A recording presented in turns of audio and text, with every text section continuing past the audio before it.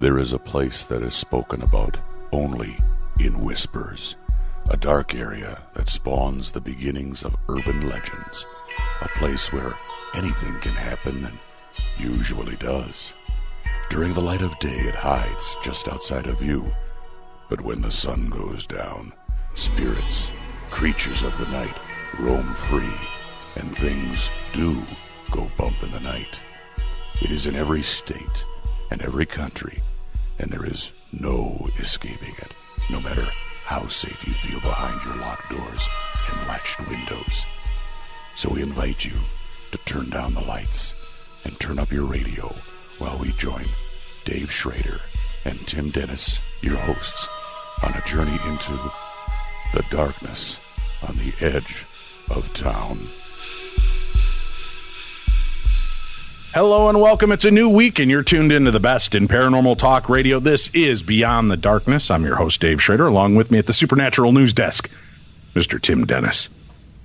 How are you, Tim? I'm doing good. How are you? I still feel like crap. I got to be honest with you. I feel like I have a 10-year-old kid sitting inside my chest pounding my lungs. But other than that, I'm fine. That's not good. I don't mean to laugh. That's not good, of course. But it's not good at all. And for those of you tuning in, I'm actually in Toronto, Canada right now. I'm filming, as I've been telling you guys all along. We've been doing stuff. I'm filming for a TV show, for a segment on a TV show about haunted hospitals. So as soon as we know more about that, I'll let you know. And I know we've had to record separately because I didn't want to contaminate you with my disease, Tim, recently. But I've had some weird stuff going on in my house. We'll cover that in the Parashare segment. Weird stuff, you say, eh? Yeah, I think something's trying to get my attention over here at the new place. So, and then I breached the subject with my wife, or is it broached? I can't ever remember that. Anyway, I told my wife about it, and now she started to open up to me about some weird stuff she's noticed as well. So we're going to have to keep an eye on what's going on at the humble abode. We've got brand new True Crime Tuesday tomorrow. And this is ripped right from the headlines, Tim. This is a book called Bullied to Death, a story of bullying, social media, and suicide of Cherokee Harriman. And it's a heartbreaking story. Judith Yates will join us. And Judith, man, she's got a great pedigree as well. She's a criminologist. She's the award-winning author of When Nashville Bled and The Devil You Know. She's also the editor of True Crime Case Files magazine. So she's going to be on with us tomorrow. And if you haven't subscribed already, just go to darknessradio.com, click on the True Crime Tuesday banner, and subscribe. For $5 a month, you get 4 brand new 90 to 120-minute episodes. And we like to include our dumb crimes and stupid criminal sections as well. Sometimes we take your stories. I knew a murderer.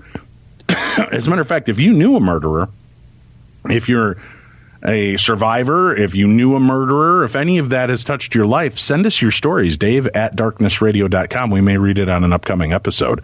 And it is a Parashare Monday today, Tim, so if you have your own paranormal encounters, strange twists with ghosts, goblins, witches, Ouija board, psychic phenomena, monsters, Bigfoot, whatever, we want to hear your stories as well, so email them to me, Dave@darknessradio.com. But let's get started in the world of supernatural news, Mr. Dennis. And while you're doing this, I'm going to send you, I just got a new story that was sent over to me, so I'm going to shoot it over to you on Facebook so you've got it to read as well. But where will we begin this week? Well, we're going to start out, Dave, in Long Beach, California, in what some people may say is a long time coming.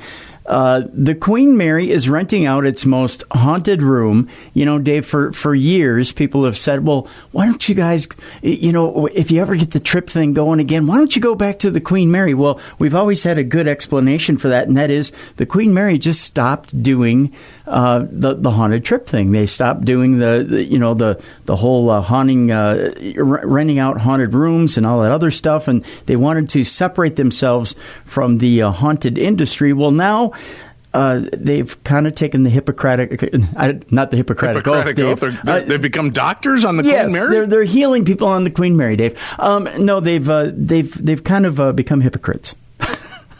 Yes, which is normal. I know that Amy Bruni's group did a paranormal event there, I think, just in the last part of last year. Yep. So they're reopening to that idea. But When we did our events there, they gave us access to this most haunted room a few times to investigate, kind of behind the scenes. Right. But now they're making it available to the public again? Yeah, they are. For the first time in 30 years, the Queen Mary in Long Beach will let you stay in what... Wink, wink. Will let you stay in what many believe is the historic ship's most haunted place. Stateroom B340, which has reported paranormal activity for years, can be rented out starting at $4.99 a night, beginning Friday, April 13th. The last time the room was occupied by a guest was in the 1980s, says Stephen Sowards, general manager of the Queen Mary, in a statement. For decades, we had thousands of visitors request to occupy the room, and after 30 years, we are excited to once again extend the offer to our guests. Representatives from the Queen Mary said many paranormal encounters have taken place in stateroom B340, dating back to the ship's final ocean voyage in 1967. Previous guests have reported lights and faucets turning on and off by themselves. Other guests say their bed covers were pulled off while they were asleep, and some woke up to see a dark figure standing by their bed. Besides the chance of seeing something spooky, the room also offers a chest with items such as a Ouija board, tarot cards, crystal ball, and ghost hunting equipment, along with standard hotel room amenities. Well, that's good. Room reservations are available at, I'll give the number here, 877-342-0742. Also, for more information, you can visit queenmary.com. Now, that price tag is a little spendy, Dave. Supposedly, it's what, $4.99 a night? Something like that. Yeah, in order to investigate the Queen Mary. The Stanley Hotel, Tim, the part of the reason we stopped doing the Stanley event as well was because rooms started to get so expensive. Mm-hmm. I think room 217, the Stephen King suite, is around $300, $400 a night now, too. Yeah, it's getting up there. It's getting up there, that's for sure. All right, where shall we go next? Next, we move on to Coronation Street. Simon Gregson is training to be a ghost hunter as he unveils a paranormal tale. Coronation Street star Simon Gregson has revealed that he is training to hunt ghosts as he unveiled some seriously sinister paranormal goings-on in his house. The 43-year-old actor, who has played Steve McDonald on the TV soap, ITV soap, which is overseas since 1989, recently appeared on Celebrity Haunted Mansion, but revealed that he has been haunted by spooky beings for years before the show. Admitting that he had caught the ghost hunting bug since filming the program, the Coronation Street star said, "I got so into it that I've booked on some haunted course to go investigating. I'm also going on a trip to stay at the Haunted Mansion again." So he said, "I must be mad." Well, I don't know if he's mad or not. I think he just got the bug. Sharing the strange phenomenon which he had encountered in the past, Simon explained, "I lived in a flat that was haunted. I could hear breathing. There was also someone that sat on the edge of my bed, and our house at the moment is haunted by a woman in white," he added. "I don't want ghoulies in my house. I don't want ghoulies in my face. I don't want it anywhere near me, Sam I am. I don't want it." He didn't say that part. Simon appeared on Celebrity Haunted Mansion, which was hosted by Christine Lampard in February, when he joined the lineup of celebrities attempting to survive 5 nights in the terrifying Gothic mansion. The list of stars also included Lydia Bright, Allison Hammond, Anthony, is it Ogogo? I've never heard of him before. Georgie Porter and Katie Price. At one scary moment, the actor even claimed that a ghost had tugged on his coat from the shadows as he entered the building with ex-Hollyoaks actress Georgie, Jack Osborne, and This Morning's favorite Allison. He asked, "Did someone just hit me then?" To which I think Jack Osborne probably raised his hand and said, "I did." I don't know. "Something had my arm and went like that on my arm," he insisted. "Maybe something fell off the ceiling." However, when Jack asked if it could be something else, which Simon had felt, the shaken star folded his famous housemates that he had been attacked by a ghost. Simon isn't the only one in the lineup to have spoken about his experiences with the paranormal. Georgie Porter revealed her terrifying ordeal with a real ghost, with the 30-year-old blonde beauty spilling it all to express.co.uk. "Once a book flew off a shelf and I was literally like, there's no way it could have come off the shelf. It had been there forever," she explained. "Me and my friend turned around like, wow, we both saw that. It was in my bedroom in my house in the daytime," she added. Georgie went on to recall how she sensed a spirit lurking when she was with a friend and a man she was seeing at the time. We were talking about marriage and stuff, and the bottle of champagne literally just elevated and threw itself on the floor, she said. Meanwhile, celebrity haunted mansion host Christine Lampard also revealed creepy stories from her upbringing in Ireland, like drinking and such. No, I'm kidding. Have you been hitting the NyQuil again before we started recording? You got to leave that alone. That's for me. Well, pain pills are a hell of a drug, Dave. No, that's the end of the story. That's all there is left to it. Was just, she revealed stuff about Ireland, but there was nothing left. So, yeah. Revealing Ireland. I like the sound of that. All right, where are we going next? Next we go to Canada, Dave. I'm in Canada, Tim. I'm in Toronto. Is that how you say it? Toronto, Canada? I don't think it's Toronto, Canada. I was hoping it to be warmer all the way down here by the Texas border, Tim. It is not. It isn't? No. Normally it's supposed to be just so warm that you can't even stand it there in Canada. Blah. Yeah, it's not. It's like next to almost 100. It's almost springtime now down there in Canada. I don't know. The Falcon Lake incident, as it becomes colloquially known, that's a hard word for me to say, colloquially known, refers to a 1967 UFO sighting by a man named Stephen Mihalik in Manitoba's Whiteshell Provincial Park. The incident garnered considerate attention from the Canadian public at the time, even prompting an investigation by Canada's National Police, the RCMP. They're huge in Texas. I don't know if you know that, Dave. The Mounties and the Rangers, they work together. Oh, yeah, hand in hand. Yeah. Or as we say with the Canadian-Mexican flair, the Mano y Hondo, I think it is. Yes, Mano y Hondo. I drove one of those, actually, in the 90s. Did you? Yeah, it's a very compact car. It's good on gas mileage, yeah. The perfectly campy $20 coin features an illustration of a plaid-wearing Mihalik gazing up at a UFO hovering above its head. I believe that's how you say it. The coin also comes with a black light flashlight. Ooh, cool. When you shine it on the coin, the blast of yellow light covers Mihalik, who suffered considerable burns after his alleged encounter. Limited to just $4,000, the coin is retailing for $101.76. Mihalik, an amateur geologist, claimed he had been prospecting in the bushes, aren't we all, around the park's Falcon Lake when two cigar-shaped objects landed in front of him. One touched the ground while the other hovered. According to Library and Archives Canada, Mihalik said in an interview later that year that the objects began to change in front of his eyes.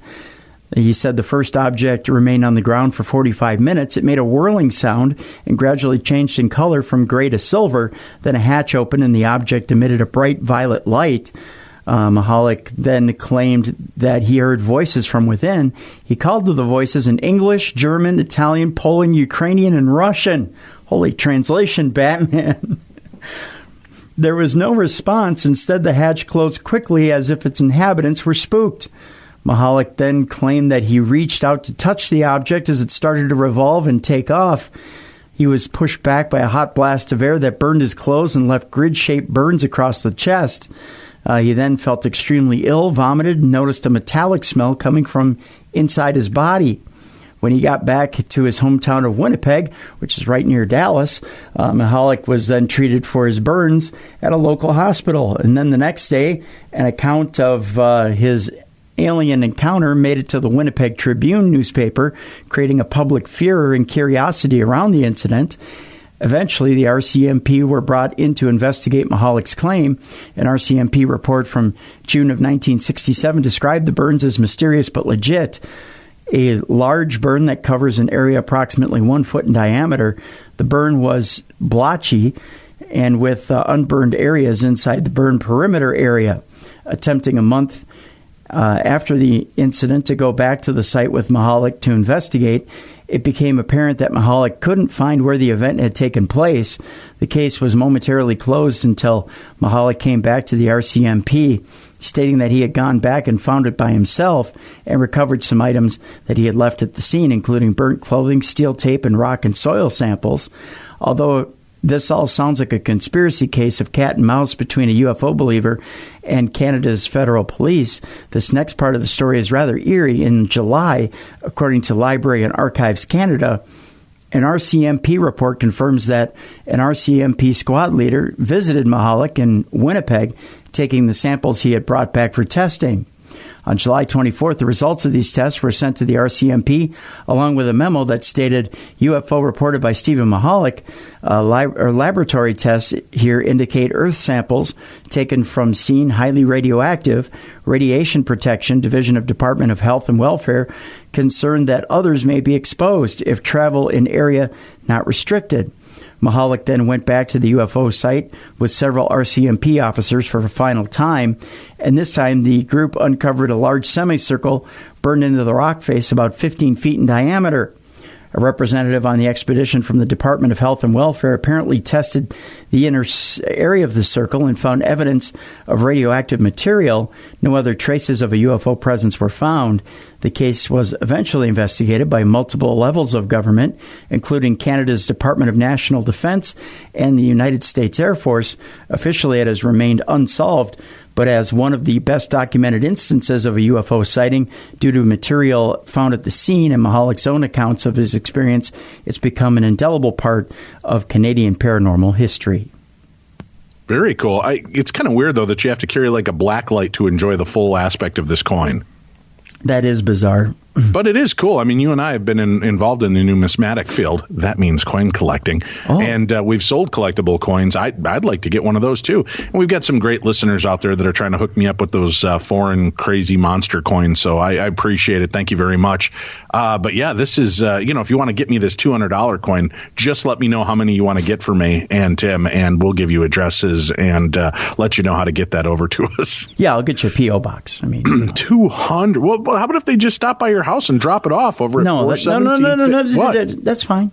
That's fine. Oh, yeah. Well, I just figured you're usually home during the day, and at 417. No. What? P.O. box is fine. You can send it to the P.O. box. That just seems so cold and impersonal. When they could walk right up to your front door at 418 Humber. No.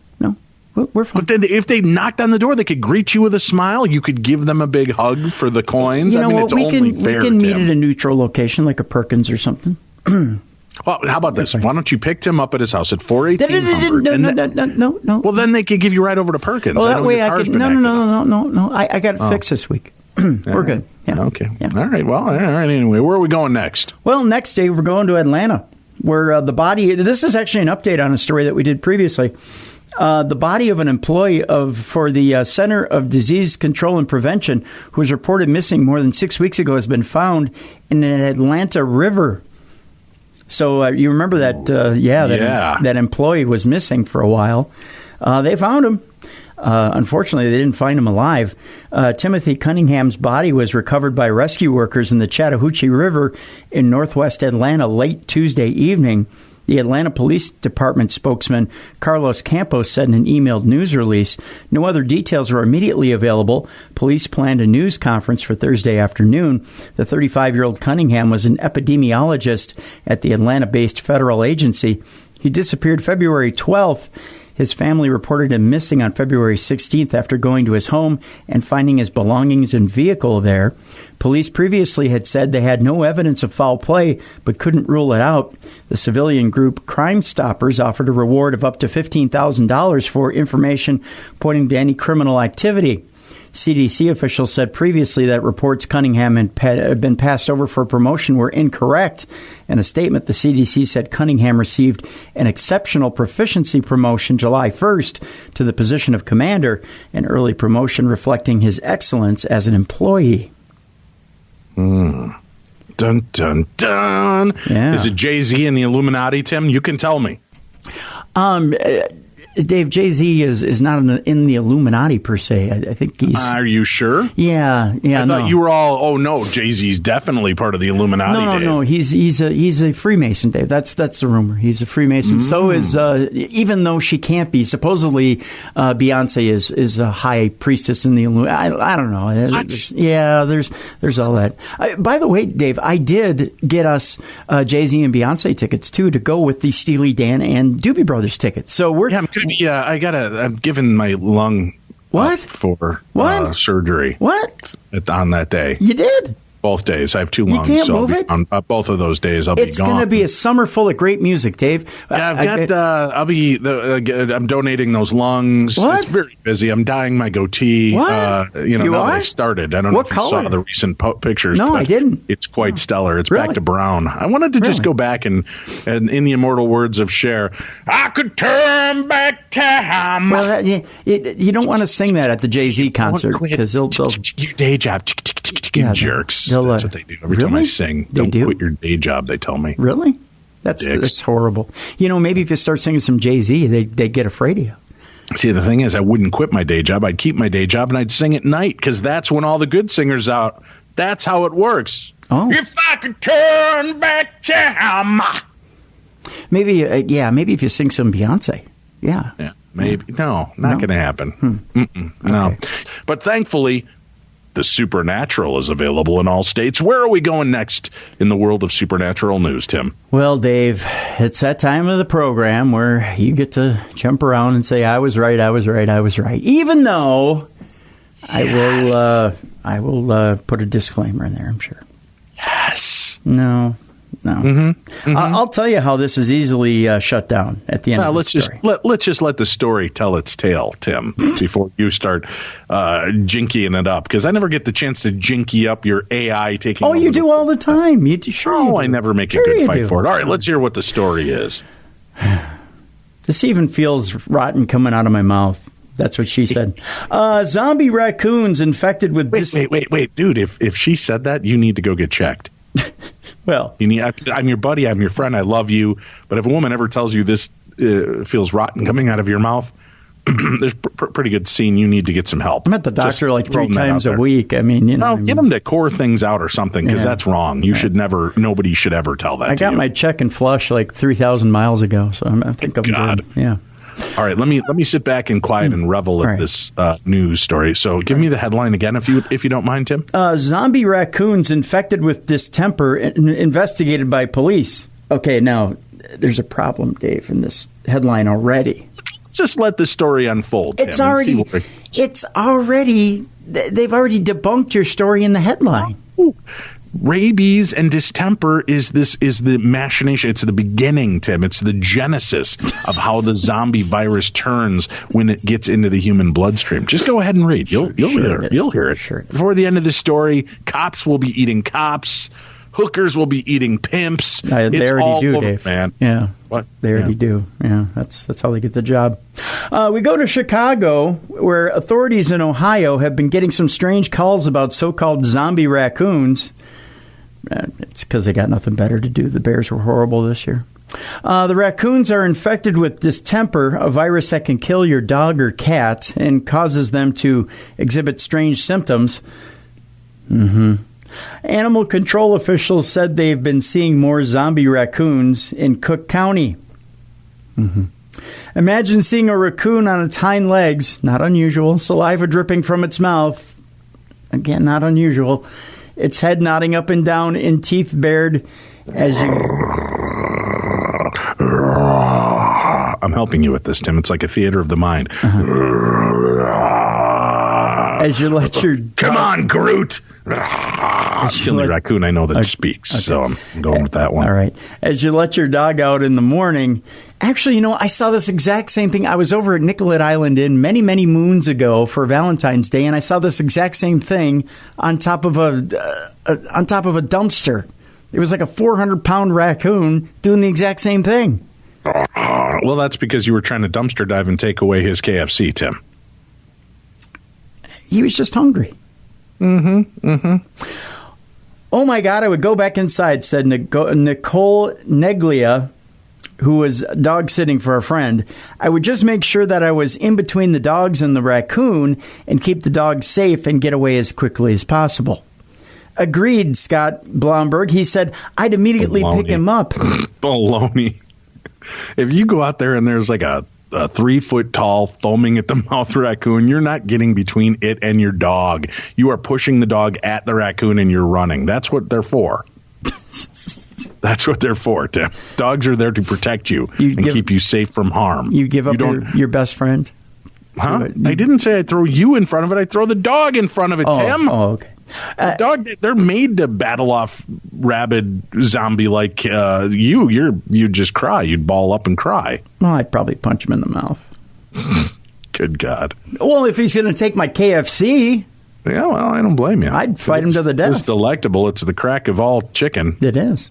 I'd immediately pick him up, said Scott Blomberg, talking about his French Bulldog. He would probably go after him realistically. He's kind of fearless, talking about his French Bulldog. French Bulldog. It's like the least fearless dog on the world. A French Bulldog would take about 10... That's not the dog you want to send out to attack anybody. A French Bulldog would take about 10 minutes to get over there, though. Right. Yeah. And then they'd huff and snort and lay down because they're lazy. Right. Every French Bulldog I know likes to nap. They get up from a nap to take a nap. That's how lazy they are. And then they need a CPAP machine by the time they get over there. Dave, as a French Bulldog owner, I just want you to know that they are not the laziest dog. That would be the Basset Hound. Oh, wait, then I can hear, Dave, very funny. I'm a Basset Hound owner, and they are not the laziest dog. I'm just going to get complaints already. I can hear the tickety-tacking of psychotic keyboards right now, Tim. Wow, you're jumping ahead. Let them gather their anger first before they... How dare you think we're going to be angry and send emails? We're not like that. I do get those kind of emails, too. Do you?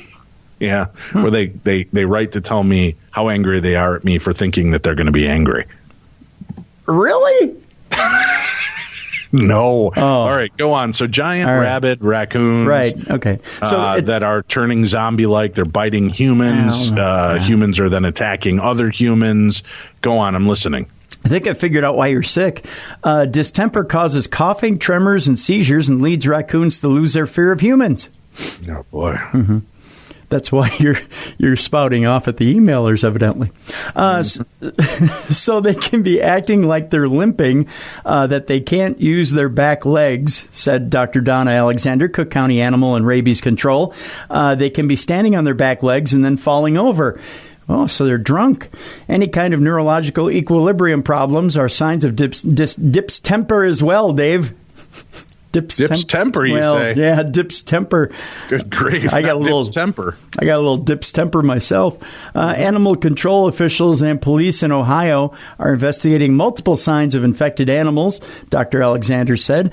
They've seen an uptick in Dip's temper infected raccoons in Cook County as well. She said in 2016, we've took a very big jump to 47%. Since then, the numbers have declined slightly down to 43%, but knowing the disease can kill their pets worried pet owners. It's pretty terrifying, Blomberg said. I would definitely want to get my dog vaccinated to avoid contact with that. That's exactly what pet owners should do. Dr. Alexander said the best way to prevent distemper in your companion is to get it vaccinated. The vaccinations are the most important thing.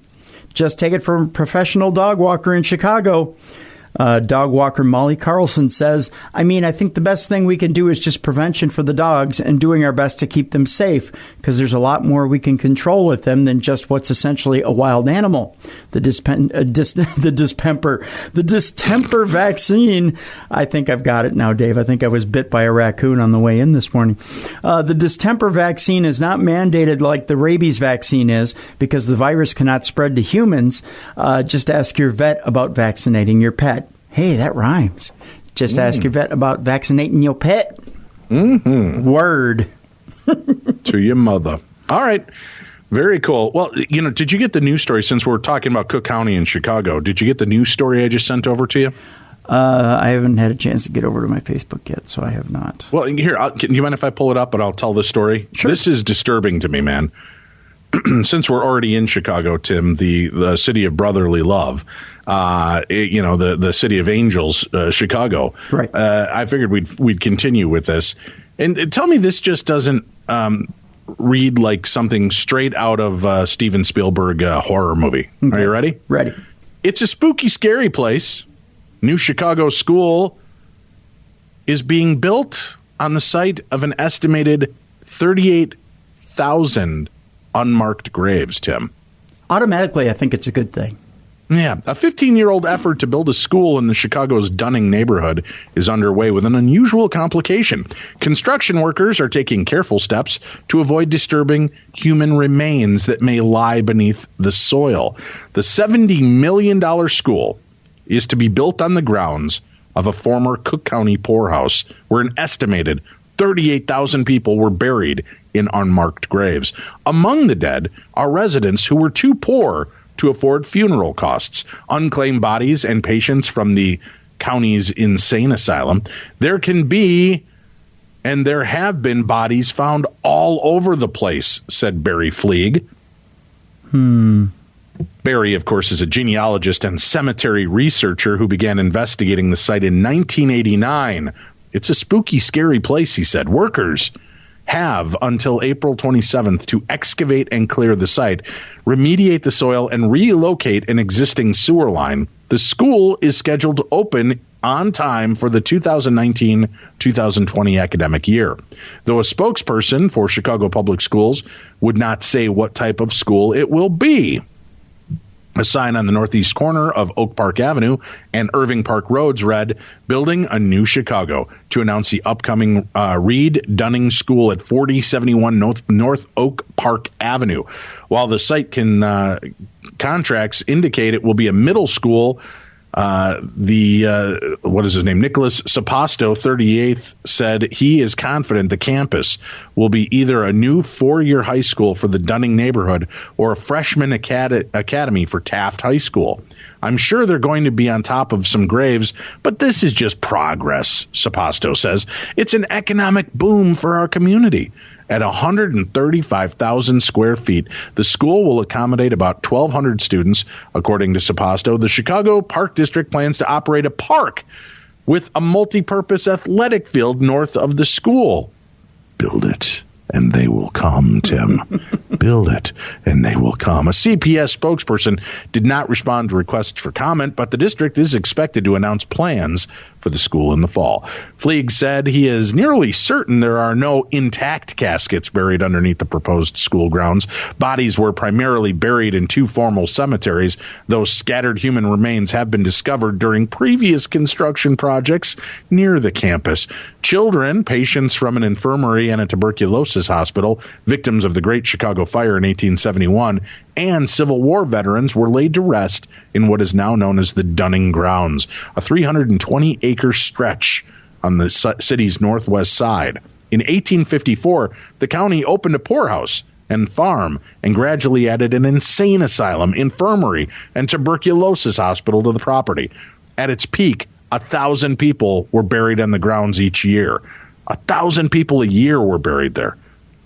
The state took over in 1912 and changed the official name to Chicago State Hospital. Buildings were shuttered in 1970. Operations moved west of Oak Park Avenue to what is now Chicago Reed Mental Health Center. In the years after Chicago State Hospital closed, the state sold a bulk of the land to development firms. Today, the cemeteries are bounded by restaurants, businesses, houses, and condominiums, Tim. Bodies were unearthed in the Dunning neighborhood by workers who were building single-family homes and installing sewer lines in 1989 and again in 95, the Tribune reported. No human remains have been found since the city began probing the school site in 2013, according to Bryant Payne, a spokesman with the city's Public Building Commission. I was told this just sounds really bad. Yeah, I was told always use a condominium. Yeah. I think it's the best thing that could happen for Chicago school students, and here's why. A lot of kids are acting up these days, Dave. A lot of kids are unruly, and what better way to put them back into place than ghosts? Yeah, maybe. Maybe that's right, when they're all like, "Don't tell me what to do." That's pretty much my grasp of how children speak. Right. Then ghosts will be like, "Boo, y'all," you know? Yeah. Oliver Twist will put them back in place, yeah. Isn't that weird, though? There are 38,000 graves kind of underneath this site, and they're just going to throw up a school, willy and nilly, Tim. That's going to go horribly wrong for them. All right, where are we off to next? I'm almost remiss to say this name because we kind of got a little flack for Derbyshire last week. Was it? Yes. Yeah. So this would be Oxfordshire. I think you got it right. Oh, that sounds right to me. Does Oxfordshire. it? Sure. Sure? Sure. It's sure. Oxfordshire, sure. Oxfordshire, sure. Here. Right. What was the strange blue glow they're asking? Moving across the Oxfordshire sky? I say it was Superman. That's what I say.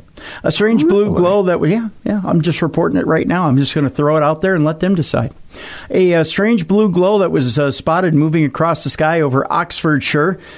You decide whether I did it right or not. Last night with sightings from all over the county, country, and beyond. Mm-hmm. You decide. A blue light described by some as appearing in two places like eyes moved across the sky and was spied from, I'm not even going to say that, all the way south to Buckinghamshire. Shire. Mm-hmm. Sure. Each report of the strange blue glow noted it moving, sometimes quickly. Several theories have been put forward, including light from a train traveling north from High Wycombe to, is it Bicester? It's got to be. Yeah, of course it is. Mm-hmm. Michael Major believes he has the answer. He said an RAF transporter plane heading from, they have such weird names over there, behind the clouds to the landing lights and wing and tail light reflecting through cloud, giving off blue tint. Dave Hudson, who lives in, I'm just going to say it's Bicester. Why not? Bicester, sure. Bister, Fister, you decide. I can only say what I saw. A large purple-blue light moving slowly across the sky from northeast to southwest. No sound as a plane or chopper would make. Definitely not a train or reflection from floodwaters. Oxfordshire Astronomy. It says Oxfordshire Astronomy. I think they meant astronomer. Mary McIntyre said she was contacted by several people last night asking if she knew what the phenomenon was. She now has proposed a rational explanation of her own, that the blue glow was caused by lights on the ground at a party or event illuminating the cloud above. Mrs. McIntyre said, I had people contacting me about this last night. I didn't see it myself, but looking at the photos, it looked to me like something was being illuminated by blue floodlights. You often get this when somewhere is holding an event. When clouds are really low, like the ones we had during the heavy rain and hail showers last night, it causes any light on the ground to be reflected back much more vividly than when the clouds are higher. I call shenanigans. It's obviously alien. Okay. Extraterrestrial. It's Superman. Yeah. I've seen a similar effect just with standard LED light pollution from a town a few miles from here. She added, it certainly isn't aliens. Well, look at her. Right. Little Miss shit all over my aliens theory. Yeah, right. Yeah, right. I got all the answers. Look at me. I'm a big guy. I got nothing. All right. Are you ready for this? I am. In the, oh my God, this couldn't be more obvious category. Most flat earthers consider themselves very religious, Dave. Really? Yeah. Interesting. Just 66% of millennials firmly believe that the earth is round. That's it. Those who believe the earth is flat vary in the exact theories, but whether they believe in science or religious literature as the basis for their claims, a new YouGov study reveals that 2% of Americans resolutely say the earth is flat. That's just 2%, Dave. 8,215 U.S. adults were questioned on February 6, 2018. Results are weighted to be representative of the U.S. population. The first question is, do you believe that the world is round or flat? 84% said, I have always believed the world is round. 5% said, I have always thought the world is round, but more recently I am skeptical or have doubts. 2% said, I have always thought the world is flat, but more recently I am skeptical or have doubts. 2% said, I have always believe the world is flat, and 7% are other or not sure. I don't know what the other or not sure means. While an overwhelmingly majority of Americans, 84%, believe that the earth is round, at least 5% of the public say they used to believe that, but now have their doubts. Flat earthers find traction in their beliefs among a younger generation of Americans. Young millennials, aged 18 to 24, are likelier than any other age group to say they believe that the earth is flat, 4%. 8,215 U.S. adults were questioned on February 6, 2018. Results are weighted to be representative of the U.S. population. Data from YouGov profile suggests a link between belief in a flat Earth and spirituality. For some flat earthers, evidence of the Earth's shape may be found in Scripture. More than half the flat earthers, 52%, consider themselves very religious compared to just a fifth of all Americans, which is 20%. So there you go. All right, flat earthers, bring it. I want your proof. I did hear an interesting deal that the world is actually shaped like a bowl. That's what holds all the water in, Tim. Is that it's what flat on top and a bowl underneath. Aw, so we can put our cereal in it. Yes. Aw. Yeah. All right. Where are we off to? How many more do we have here? I believe we have, let's see, 1, 2, 3. All right. Let's hear it. What have we got next? Oh, hold on. I gotta move. No, I want to hear it. What have we got next? Jeez, you're so impatient. The precise image of what Jesus looked like. We have a 3D replica created from the Shroud of Turin, Dave. We know what Jeebus looked like. It's official. Didn't we already know what he looked like? I mean, he's that white guy in the painting. Kind of looks like Jared Leto. He does. He looks like Jared Leto. Case closed. I mean, case closed. Everybody go home. Yeah, you people don't need to argue. Here, folks. Keep moving. I mean, he's a white guy, isn't he? I love that. And then people go, no, he was Middle Eastern. Pardon me, I need to take a sip. I've had some issues with my voice the last month, so I need to maintain well-hydrated status. All right. Go for it, boy. One of the most well-known relics in archaeological history is leading researchers to believe that they know the precise image of what Jesus looked like on Earth. The Shroud of Turin is a 14-foot linen cloth that believed to have wrapped the body of Jesus Christ after the crucifixion. Researchers in Padua, Italy, you know something, Dave? They took it a shroud. I don't know. Have unveiled a 3D carbon copy of what Jesus looked like based on the precise measurements of the cloth. I have a feeling he's only about 2 foot long, 3 foot wide. Yeah. Science is not. That's a measurement joke. Science is not able to define the name of the man that was wrapped there, but the perfect correspondence of the Gospels and of the Bible in general with the shroud leads me to think the man was just Jesus, said Giulio Fanti, a professor of mechanical and thermal measurements at the University of Padua. You can find him in his office, Dave.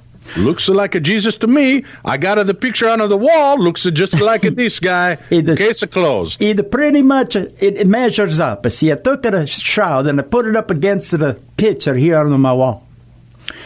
Same size. For example, bingo, bango, bongo. It's a Jesus. Let's all go out for tutti frutti.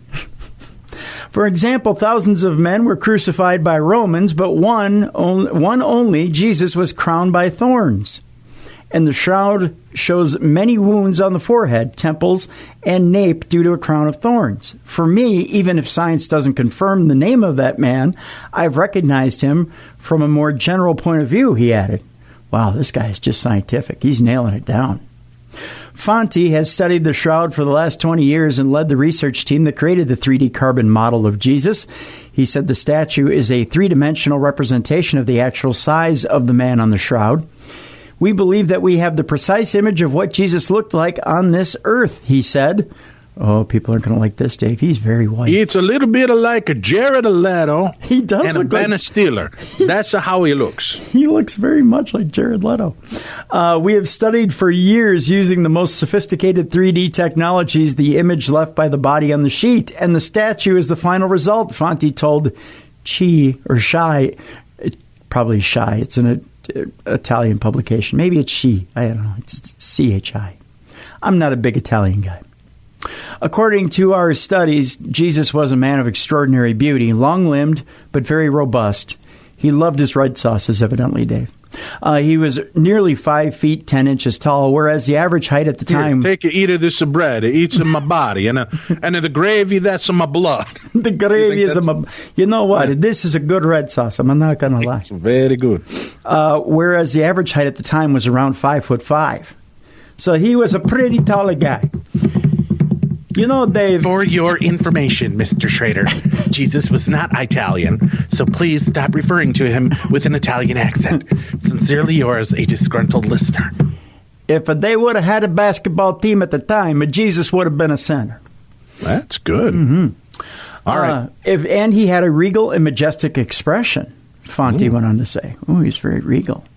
The University of Padua and Padua Hospital worked in collaboration with sculptor Sergio Rodella to create the life-size image, according to Il Mattino di Padova, which is, bless me, which is an Italian publication. In August, researchers from the Institute of Crystallography found chemicals in the stains on the shroud, confirming that the stains were actual blood. Researchers also learned that the blood belonged to someone who suffered from extreme amounts of injury and pain. That also from the no-duh section of our story. Right. Right. The blood serum tells us that before dying, the person was suffering. Elvio Carlino, a researcher from the Institute of Crystallography, told CBN News, this means that the Turin shroud is not fake. It is certainly the funeral fabric that wrapped a tortured man. Fonte used to research the cloth and the three-dimensional projection of the figure to confirm the man sustained numerous wounds on his body before death. I counted 370 wounds from the flagellation without taking into account the wounds on his sides, which the shroud doesn't show because it only enveloped the back and the front of the body, Fonte explained to Chi. We can, therefore, hypothesize a total of at least 600 blows, he continued. In addition, the three-dimensional reconstruction has made it possible to discover that at the moment of his death, the man of the shroud sagged down towards the right because his right shoulder was dislocated so seriously as to injure the nerves. Fonte told CBN News that many people have been moved by this depiction of Christ. A priest wanted this statue in his church for the Easter days. Some non-believers were moved too, he said. So there you go. I wonder if it'll show any kind of properties. I mean, this 3D imagery made from that scan.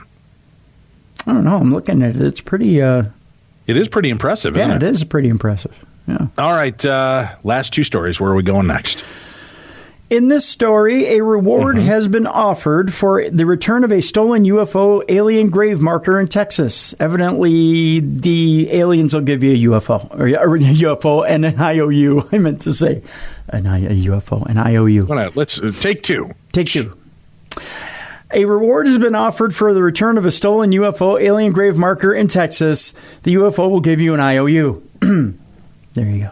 We go to Aurora, Texas, Dave. A Dallas lawyer is offering $1,000 for the return of a grave marker stolen from a cemetery in the small Texas city of Aurora, where, according to local legend, the remains of an alien killed in a UFO crash were buried. Stratton Horace, a Dallas civil defense attorney, said he doesn't necessarily believe the reported April 17th, 1897 crash in the tiny city of about 27 miles north of downtown Fort Worth involved an aircraft from outer space. That's the longest sentence I've ever read in my life.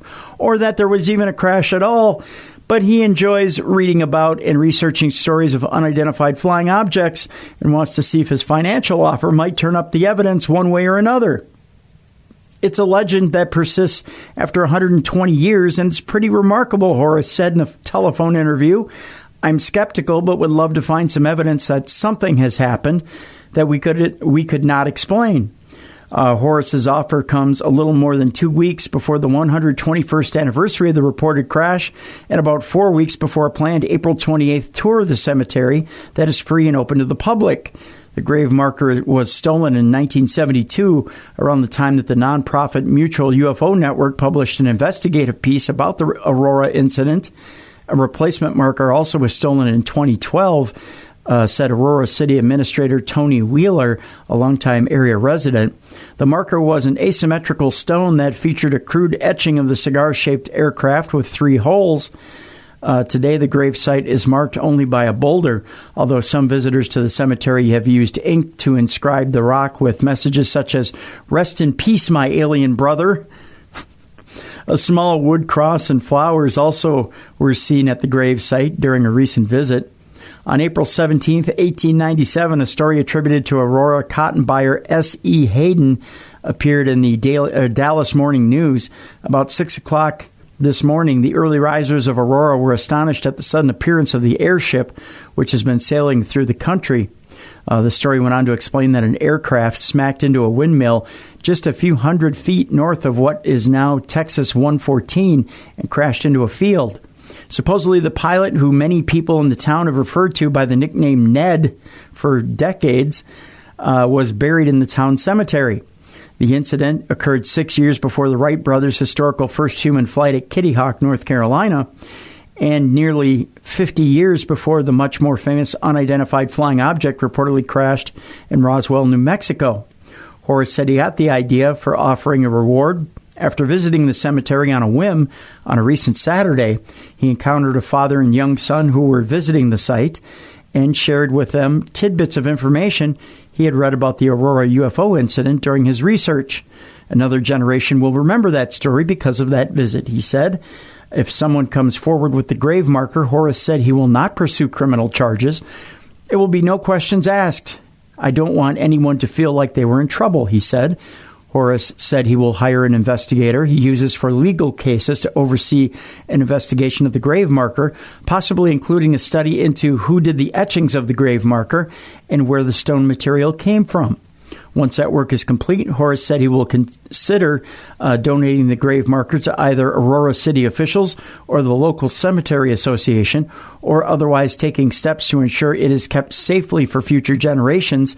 Yeah. Why would people steal it? I mean, I get the historic relevance and the curiosity factor of it, but why not just leave it where it is?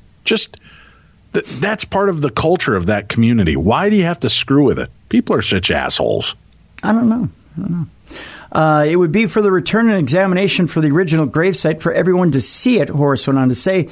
Anyone wishing to contact Horace to discuss the reward or other aspects of the case may email stratton.horace@wilsonelser.com.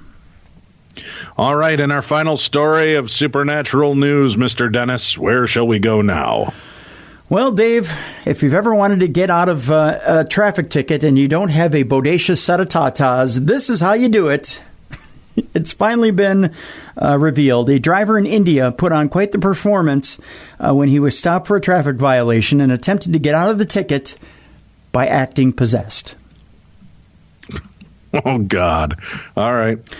The bizarre show unfolded in the Indian city of Gujarat after the unnamed man had been caught by police parking his car in a prohibited area.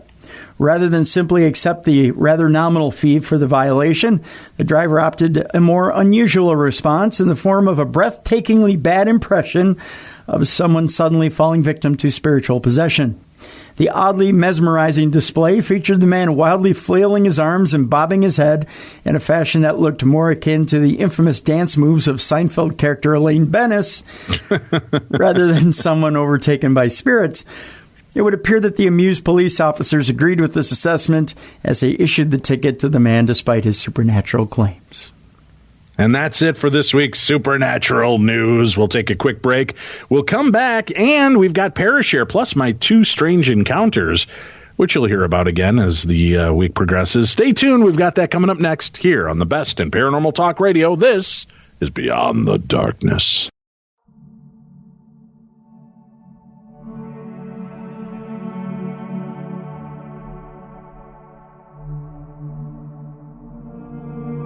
Beyond the darkness.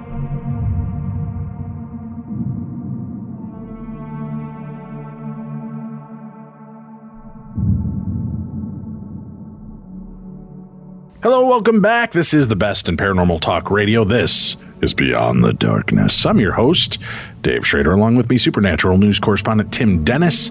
This is the Parashare segment of said show, Tim. Now, I talked about it on a show last week that I was in the middle of recording about the imaginary friends on Friday's show. Yep. And had the weirdest thing happen, man. You know, we saved this cat recently. My oldest son found it half frozen to death on his property. And didn't know what to do with it. Should I put it down, Dad? So we took it in, and we've nursed it back to health. It's been doing pretty good. It's getting bigger, stronger. It's definitely a vocal cat. But as I'm sitting here recording that episode in my home studio, this cat starts, like, lunging and ducking like it's looking at something, and it's fearful of it. I mean, it hits the ground, and ears get pinned straight back, and it's... at nothing, which was really unnerving to watch this whole thing unfold in front of me. Weird. Right? Yeah. Then I pre-recorded Wednesday's show since I'm going to be out of town here in Toronto, Tim. That's up in Canada. Yep. I recorded the Wednesday show. Mm-hmm. During the Wednesday show, as we're talking about strange paranormal phenomena, I'm the only one here. All right? Mm-hmm. My TV goes on. While I'm in my recording studio, my TV turns on. And I have a smart TV, and I've got this weird kind of remote. When you hold the remote, it puts like a little white dot on your screen. Okay. And you move it around, and you point to what you want, and you click it, and that'll take you to that app that it wants to launch. Okay. I'm looking at all of the remotes sitting on the table. The white dot starts moving around and picks an app and fires off the app. Weird. So I reach over and I grab the TV remote and I turn the TV off and I set the remote back down, all just trying to, while she's in the middle of telling me the story, not interrupt her. Boom. TV flaps right back on. All the remotes are accounted for, man, sitting in front of me.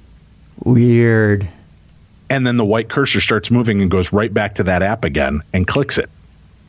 So I turned off the TV a second time. Nothing else happened. So I bring it up to my wife. I'm like, honey, we might have something. And she goes, it's interesting you brought that up. And she begins telling me about some of the situations that she's been having in the house. So I might have a new ghosty friend. See what happens. You get a new place. You're in there. You're living your life. You're a happy person. And all of a sudden, boom, ghosts, Tim. Ghosts. Weird, huh? Yeah. Creepy, huh? Now, do you think that maybe... Go ahead. Do you think the one from the old place might have followed you over to the new place? I don't know because, again, if it was attached to one of the weird items I have, I guess why not, right? Mm-hmm. I don't know. I can't tell you. It doesn't like the cats, and the cat does not seem to like it. So I'm not sure. Interesting. Yeah, so that's what's been going on in my world. Let's get started with some of the stories that you, the listeners, have been sending in. And remember, you can always email them to me at dave@darknessradio.com. That's Dave. That's me. That's the little ampersand. Darknessradio, the name of the show.com. Well, no, Dave. The show I thought is called Beyond the Darkness. Well, it's Darkness Radio Presents Beyond the Darkness. Just, we shorten things up because we're lazy around here. Hello, Dave and Tim! Exclamation point, exclamation point, exclamation point, exclamation point. Hi. Very happy to be talking to us, I see. Yeah.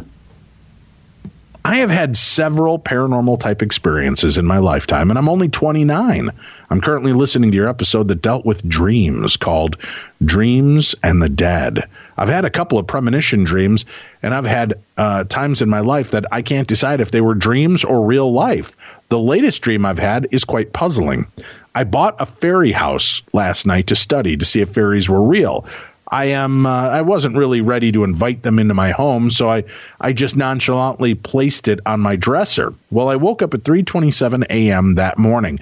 I don't know how exactly I knew that it was 3:27 a.m. because I don't remember looking at my phone or a clock, but I just knew it.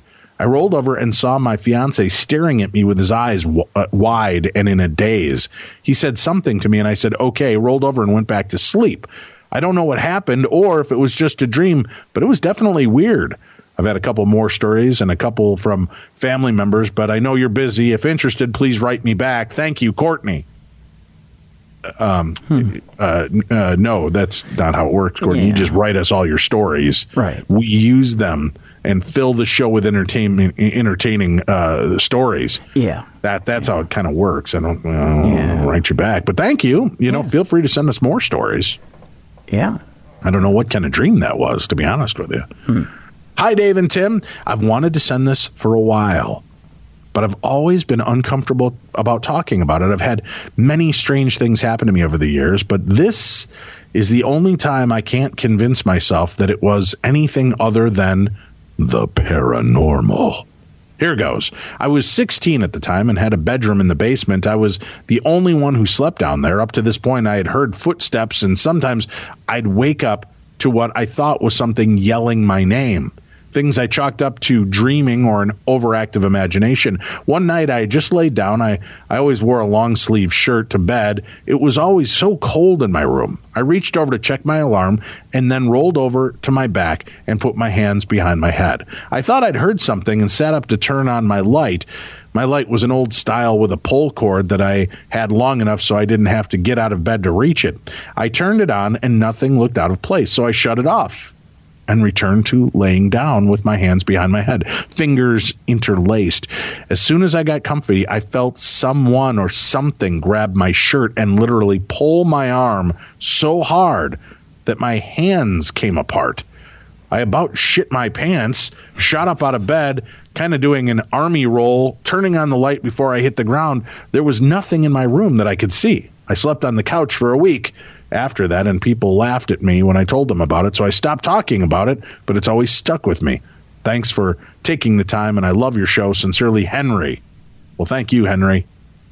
It's a little-known fact, Tim, that if ghosts screw with you in bed, you always can go to the safety and sanctity of a couch because they refuse to mess with couches. Oh, yeah. It's cool. Yeah. Ghosts are like, I'm going to get, crap, he's on the couch. Yep. That's not true. Actually, a lot of people have seen weird stuff while sitting on the couch. We had that one, remember that one Bloody Bones Man story? Oh, yeah. Yeah. Where the couple is having what we call intimacy, Tim. Oh, yeah. When a man loves a woman, little Timmy, they fall in love and they decide that they want to be intimate, Timmy. No. And they have the sex. And what? Whilst having the sex, the man who is mounted upon said woman dipped his head so she could see over his shoulders, and there, standing at the end of the couch, was the Bloody Bones Man watching them. Do you remember that? Was he holding the camera? Yeah. Yeah. Lick your lips, make it look more realistic. Hey, Dave and Tim, I'm a longtime listener and fan. After many years of listening, I've decided to finally sit down and share an interesting experience I had. Well, we'll be the judge of that. Right. A few months before my wife and I got married, I moved into a house that would be our first home together. It wasn't much, but it was affordable and in a convenient location for both of us. It was an older remodeled home that was built in 1915, I believe. When I first moved in, all I had was a couch and a TV. So I lived primarily in the living room, just me and my dog Trip. Soon after moving in, I was awakened by my dog growling at random corners and hallways in the house. I attributed it to rodents and creaks and pops in the house. Never thought much about it. Fast forward to a few months later, after I got married and my wife moved in. My dog would still occasionally be caught growling and staring at a random place in the house, and it began catching my attention more and more. While the wife and I were at work, we would keep Trip in a garage separate from the house, as we weren't supposed to have him in the home. Oops. Multiple times, I would come home to my dog running around the yard playing. I would try to figure out how he escaped the garage, but the doors were still locked, and no opening was there for him to get out. I came up with a theory that the landlord was coming by to be nosy and letting him out for whatever reason. So I bought a large kennel, and that phenomena came to an end. One night, I got up to get a glass of water from the tap, Tim. From the tap! No! Standing at the sink, I could look out the window towards the back deck and yard. I see my Trip running across the deck towards the driveway. I remember him having a blue hue, and it was kind of foggy. I run to the door and call him back in, and he comes running out of the bedroom. Where he had been the whole time. I figured it was another dog and just went back to sleep. The same thing happened to me 2 to 3 times. The exact dog, exact path. Soon after, my wife started telling me she would hear me come home at night, but when she got up to see me, it was hours before I was due home, and I was never there. She said she could hear me shush my dog and everything like I did every night when I got home.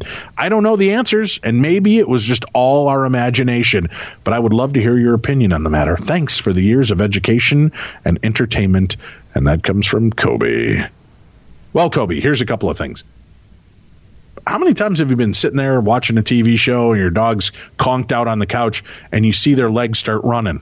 And maybe you were seeing the astral projection of your dog running around in the yard. Oh, yeah. I'm just saying. Yeah. Maybe. Maybe. That is a possibility. Or maybe you guys just live on a time slip portal, and that's why you're able to relive these haunting moments. Because I've often believed we are haunting ourselves, and that a lot of what we experience and the things we hear are nothing more than just ourselves kind of recorded in that house, playing over and over again. All right, next story, Tim. Unless you had something to add to that one. No. Hey, Tim, all in capitals, and Dave. Hey. Just capitalized D. I didn't forget you, Tim. Aww. Exclamation point, exclamation point. Thanks. I have a bazillion. Well, okay, maybe just a million ghost stories, and I definitely will be sharing those with you in the future. I just don't have the time or patience to sit and type them all up at once. I know how much you love to hear that you won't get them all in one email. I love hospital ghost stories. I've had a couple experiences at a hospital that I worked at. Hospitals can be so active and have tons of potential for ghost activity. About 2 years ago, I was working in a small rural hospital, Tim. Rural?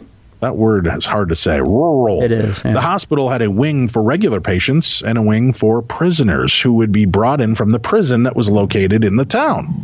Now, the prison wing would only be opened and used if there were 5 or more prisoners admitted.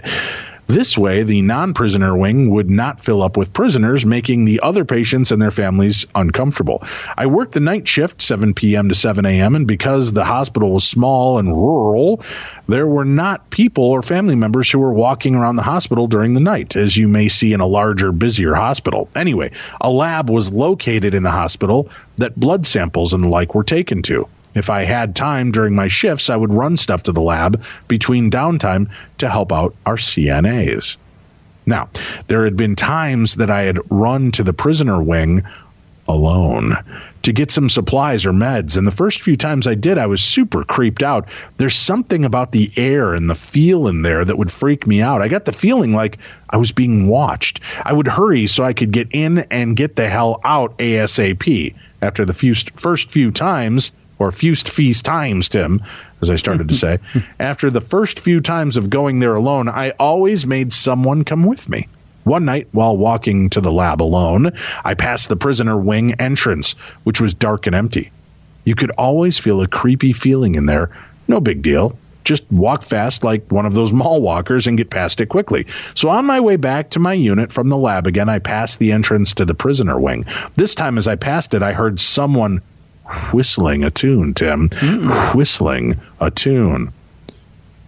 I slowed down and did a quick 2-second peek in through the opening. It was dark and empty. No staff in there. Who would be in there in the dark and whistling? I know who. No one.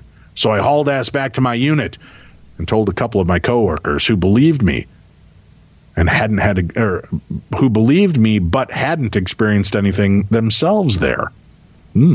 Fast forward a couple of months. It was during the summertime, Tim, when our patient load is decreased significantly to mostly just locals. Wintertime is a lot busier because of the snowbirds. Our unit has 20 beds, but this night we only had about half that many patients. When you walk into the unit, which was an oval-shaped floor plan, the nurse's station is directly in front of you, and you have patient rooms on your right and left sides. Each side is a hallway with 10 rooms going down, and there's another There's another nurse station, Tim, in the back. Huh. Suddenly, I'm turning into Tigger. Each room has a glass front like an ICU room, so you can see inside the room. Hence the term ICU, apparently. Empty rooms have the curtains open, and most patients have them closed for patient privacy. This night, the patients were placed in the rooms towards the front of the unit, where the entrance is, but for patient safety. And most of the staff, the nurses and CNAs, stayed at the nurse's station in the front. One of my CNAs, who was assigned to my patients, ended up sitting in the back nurse's station because she needed a computer to chart on. I went to the back where she was sitting, and I was standing on the outside of the counter so I could face her directly and speak to her while she was sitting in front of me.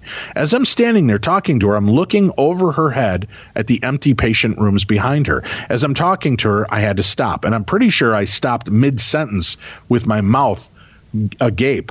I saw a man with a patient gown on walk from one side of an empty room to the other. I saw him, full apparition, go from one end of the room to the other. I knew that those rooms were empty.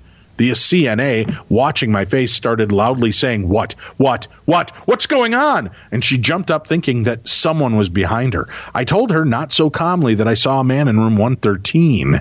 I went to tell the other nurses. They checked to see if a patient had died in that room, and no one had. The beds in all the rooms are ICU beds and used for ICU and non-ICU patients. And we wondered if the bed was one that maybe a patient had passed away on. There's just no way to check. This was the topic of the night since it amped us all up. A few hours later, the little old German house cleaning lady with her strong accent came in the room to clean stuff and overheard us talking about the apparition I saw. She wanted to share her story and started telling us what she experienced when she cleans the prison wing. She told us that when she cleans in the prison wing by herself, she will hear someone whistling, Tim. Someone whistling. No.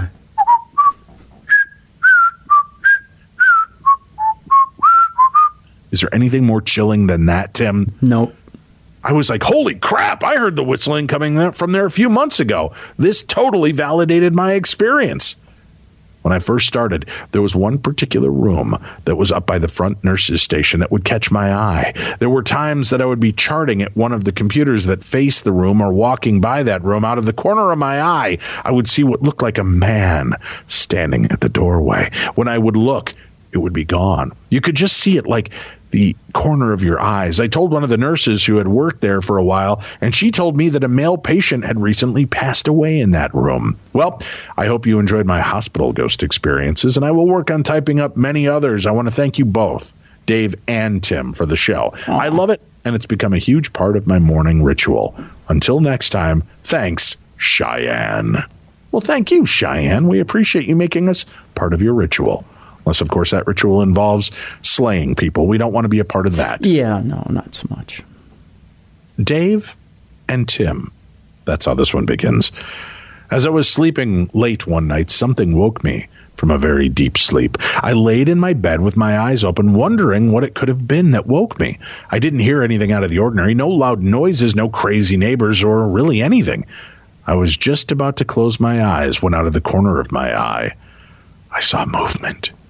I had vertical blinds on my bedroom window. It looked like someone had taken their finger and held the blinds open for a few seconds and then just let them go. They swung back and forth. I was so scared because I knew I was wide awake. I could feel evil in the room, Tim. Ooh. I pulled my covers up to my chin. I laid there real still, and I started praying as the blinds swung back and forth, slowing down and finally stopping. I was awake and praying until the very unsettling and evil feeling went away, Tim. Because there's nothing more evil than swinging blinds, Tim. Swinging blinds, Tim! That is pretty evil. That and whistling. Yeah. Never happened again. Boy, was I glad. We moved out not too long after that. I was so happy to move. Little did I know we would move to an apartment that had a ghost in it. More to follow. Love your show, Dave and Tim. Tim, I hope you're feeling great. Lots of hugs. Bobby in California. Oh, thank you. I'm glad you're feeling better. They don't care about my coughing ass. I see how it is. Thanks, Bobby in California. Well, thank you, Bobby. You're such a Richard Gere of the radio world. Well, I got small junk. What are you talking about? What? Why do you got to take it there? I don't know that. First of all, let me go on the record saying I don't know the size of your junk. Well, second of all, no, you're just kind of the romantic lead, apparently. I don't have any small rodents in my anus. I don't know why you're calling me. That's a Richard fallacy. Gere. It was a large rodent. All right. At the time of this story, I worked as an auditor. He didn't even start off with Dear Dave and Tim. He just goes right into a story. I kind of appreciate that, Ryan. Thank you. At the time of the story, I worked as an auditor for the supply chain that assembled, stored, and shipped products. I worked in SLC. I think that's St. Louis City, Tim. Or is that Salt Lake City? Might be Salt Lake City. Yeah. Or is that Santa's Laboratory craziness? It One might of those be. things. Yeah.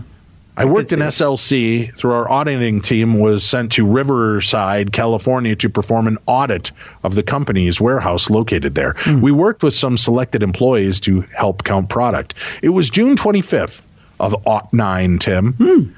I was partnered with a man. His name was Edward from Venezuela. He was actually from El Salvador. He was, on first glance, an imposing man. I like that he lied and then went and immediately straightened it up for us. We appreciate that. He was, on first glance, an imposing man, and I was nervous as how to make the next hour or so pass without total silence and me not saying the wrong thing and getting punched. I decided if he were... let me try that part again here, Tim. I decided to ask if he's ever seen Bigfoot. This made him crack a smile and reply in the negative. I then went on to chupacabra, aliens, giant squid, all nothing, but he was laughing. We would go down the warehouse aisles to the locations on the list, count and chat. There was a lull in the conversation, and I asked about witches, Tim. Whistling witches. No, just witches. Oh. His face went serious. He said... he had a story to tell me. He said there was a woman from his hometown he was still in touch with. One night, his boyfriend was spending the night. It was a very humid and uncomfortable night. The boyfriend was in a mood like a child where nothing was going their way. Getting ready to go to bed, the man was restless and decided he needed to set up the woman's hammock in her porch.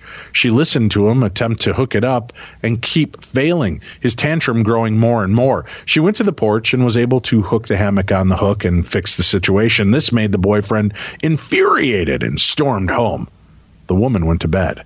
The next day, she did not hear from her boyfriend. At lunch, she went to his house. She found the front door unlocked, and she entered. Calling his name, she found him in either his bedroom or dining room, but it was in the room that had a rafter. He was standing on a chair crying. He was crying blood. There was a noose around his neck tied to the rafter. She said that it seemed like he was waiting for her. When he saw her, he stepped off the chair and began writhing and choking. The man was too heavy to be held up by the woman, and the rope was out of reach for her. She called the police as he slowly choked to death. He was dead when the police arrived.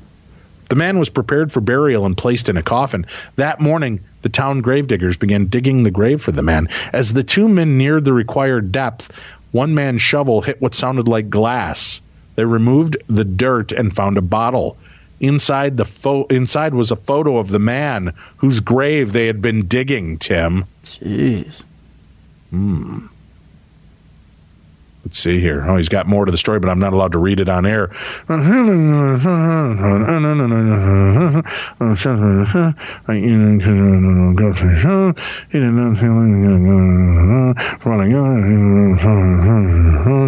Oh, interesting. Weird. So you're going to take us to that point, and that's it? That's it. That's all I can tell you. The rest is held secret, Tim. Really? And I cannot betray the trust of my listeners. When they say, this is all I want you to share, deny share any more. I'm like, all right. Here we go, Tim. Okay.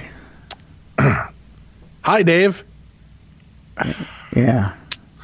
I've been listening for a couple of years now.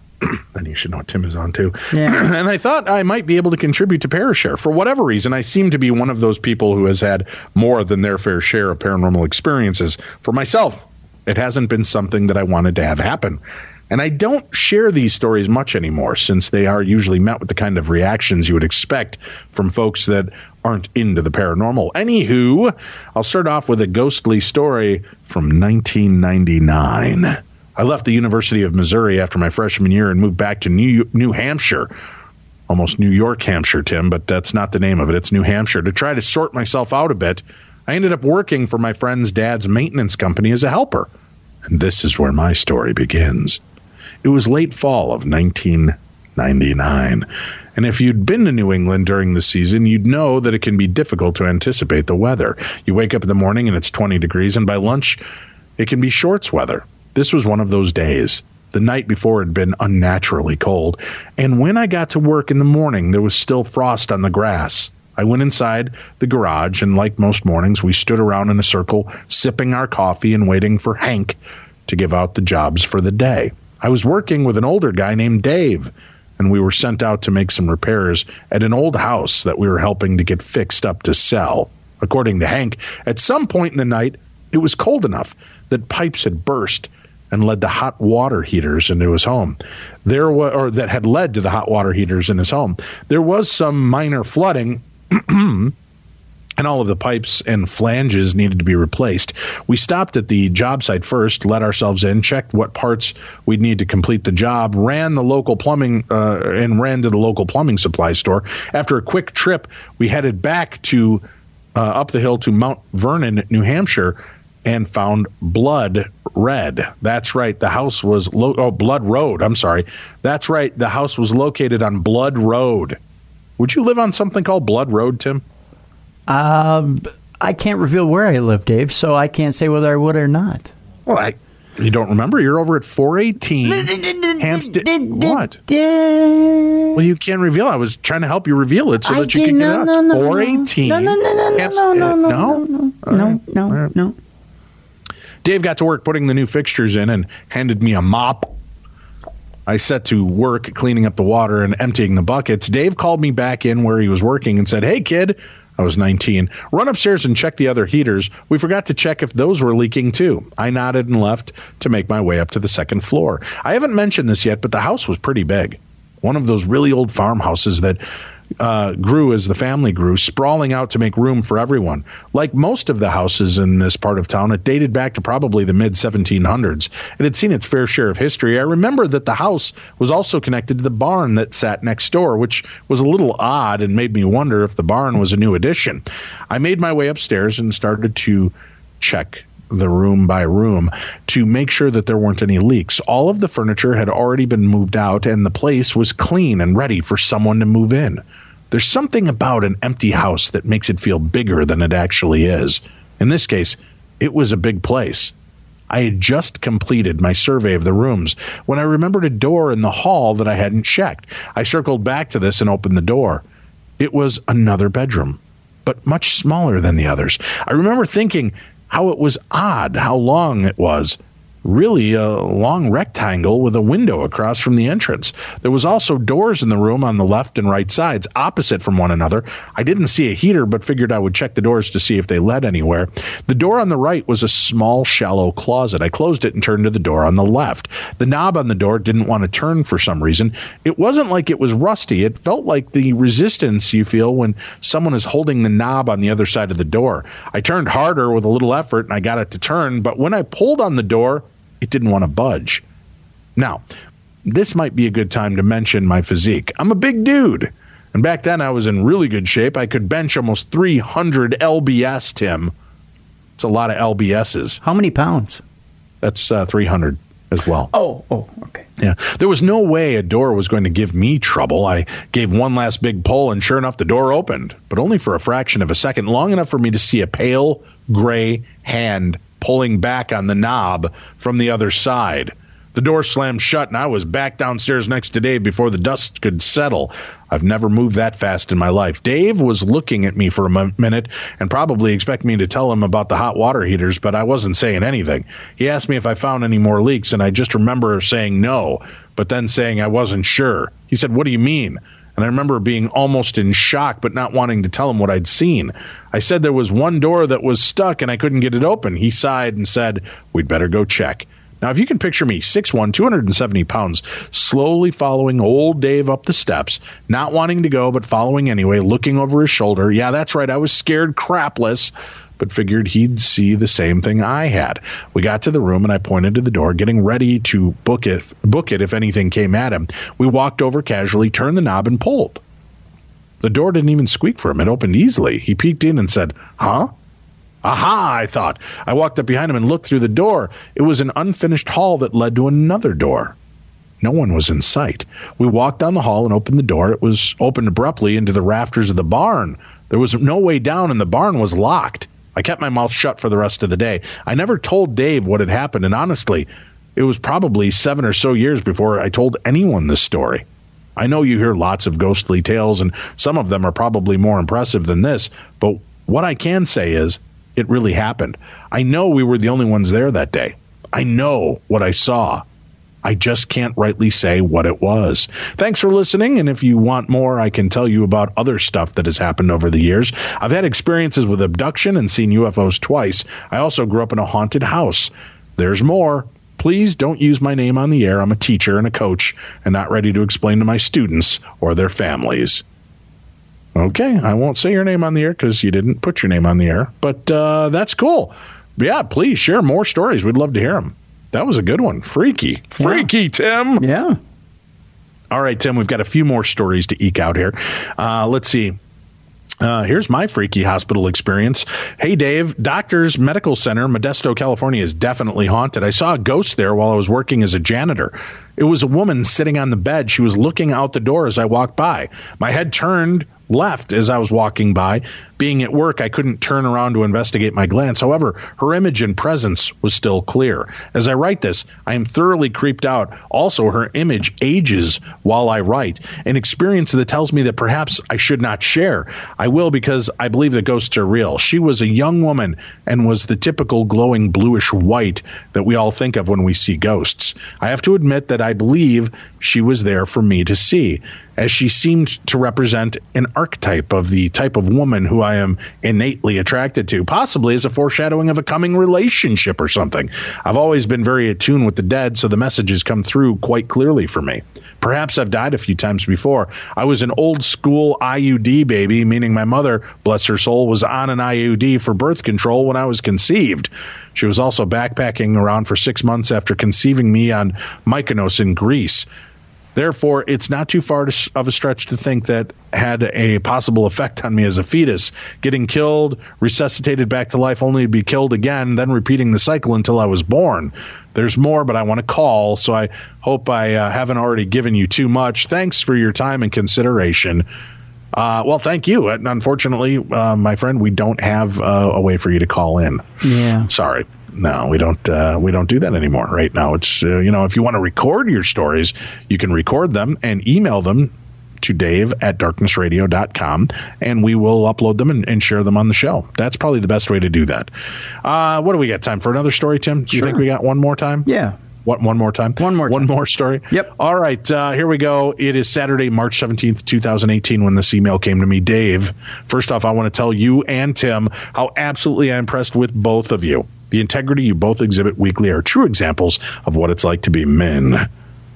You're both equally hardworking and gifted intellectually, but as well as you know how to roll, I mean, you laugh a lot. You enjoy what others offer.